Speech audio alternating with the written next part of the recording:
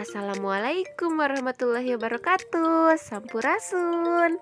Alhamdulillah dina dinten ayeuna urang tepang deui di pelajaran bahasa Sunda sareng Ibu Dewi. Di pelajaran dinten ayeuna urang diajar tentang kalimat aktif. Naonnya ari kalimat aktif teh?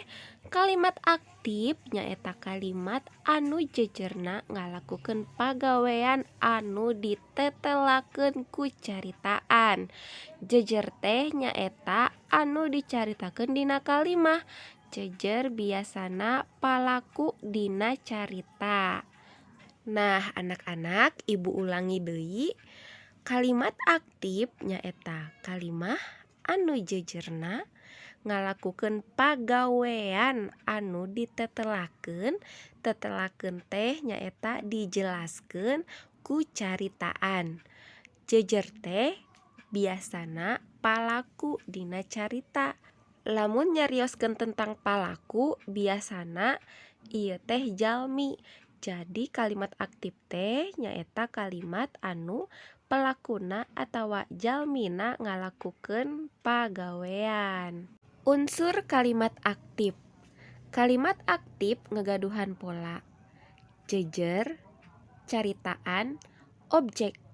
Atau upami di bahasa Indonesia mah jejer teh disebutna subjek, caritaan disebutna predikat, objek nya disebutna objek oge. Nah, naon sih ari jejer teh? Jejer teh nyaeta palaku atau benda anu dicaritakeun dina kalimah. Caritaan nyaeta padamelan anu dilakukeun ku jejer. Objek nyaeta kata barang anu dicarioskeun ku jejer. Contona, Danu keur main kaleci. Danu teh nyaeta palaku dina kalimat. Jadi Danu disebat jejer atau subjek. Keur main. Keur main nyaeta padamelan anu dilakukeun ku Danu. Berarti keur main ieu teh termasuk ka caritaan atau predikat. Kaleci ieu teh benda anu dicarioskeun dina caritaan atawa benda anu keur dipaenkeun ku Danu. Jadi kaleci ieu teh termasuk ka objek. Murang kali sadayana, kalimat aktif nyaeta aya anu ngangge objek, aya oge anu henteu ngangge objek. Nah, ayeuna urang sami-sami tingali heula contoh kalimat aktif anu make objek.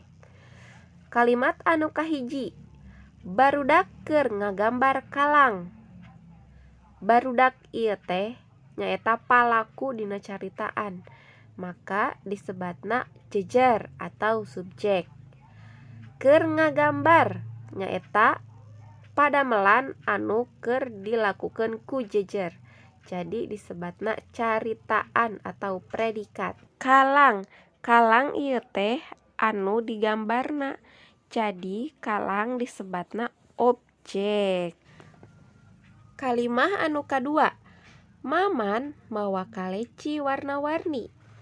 Maman nyaeta palaku dina carita.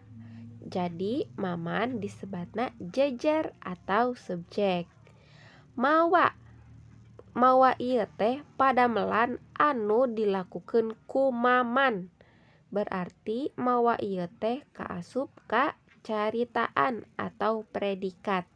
Kaleci warna-warni. Kaleci ieu teh benda anu dicandak ku Maman. Berarti kaleci ieu teh termasuk ka objek. Anu kadua, contoh kalimat aktif nu teu make objek. Kalimat anu kahiji nyaeta Danu keur ulin. Danu nyaeta palaku dina carita. Jadi Danu disebutna jejer. Keur ulin nyaeta padamelan anu keur dilakukeun ku Danu. Jadi keur ulin ieu teh kaasup ka caritaan atau predikat. 2. Neni keur luncat tinggi. Neni nyaeta palaku anu dicaritakeun dina caritaan. Jadi Neni teh termasuk ka jejer. Keur luncat tinggi nyaeta padamelan anu dilakukeun ku Neni. Jadi disebatna caritaan atau predikat. Alhamdulillah pembelajaran bahasa Sunda dina dinten ayeuna parantos rengse.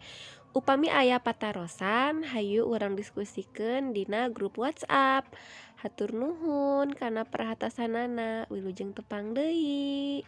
Wassalamualaikum warahmatullahi wabarakatuh.